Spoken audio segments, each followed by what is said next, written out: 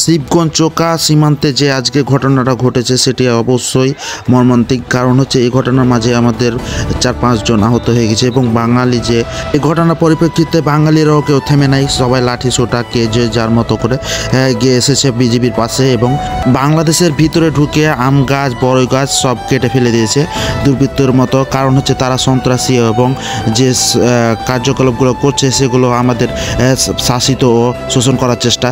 আর বাঙালিরাও এমন একটা পর্যায়ে গিয়েছে যে তাদের দেখে ভয় পায় না এবং শাসনে শাসিত হতে চায় না।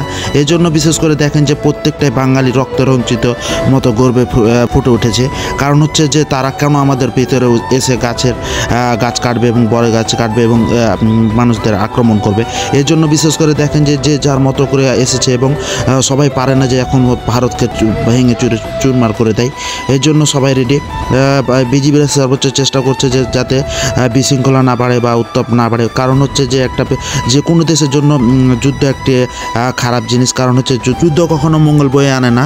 যদিও তারা আমাদের উপরে অনেক অত্যাচার ও নিপীড়ন করে আসছে অনেক দিন থেকে, কিন্তু বিশেষ করে এই যে বেশ কিছুদিন থেকে লক্ষ্য করা যায় যে বিজিবি যে সাহস দেখিয়েছে সেটা আমাদের অবশ্যই গর্বের কারণ।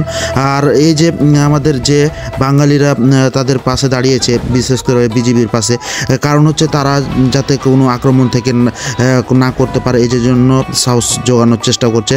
এবং আমরা চাই যে বাংলাদেশের যে একটুকু জমি ছাড়তে চায় না। কারণ হচ্ছে তারা যে আন্তর্জাতিক রেখা শূন্য রেখার মাধ্যমে কাঁটাতার বেড়া দিতে চাচ্ছে, এই জন্য বাধা দিয়েছিল বিজিবি। এই জন্য বিশেষ করে এই ঝামেলা। আজকেও সেই পতাকা বৈঠক হয়েছে। পতাকা বৈঠকের মাধ্যমে কিছুটা শান্ত সৃষ্টি হয়েছে এবং দুই দেশের মানুষ দুই প্রান্তে চলে গেছে এবং শান্ত সৃষ্টি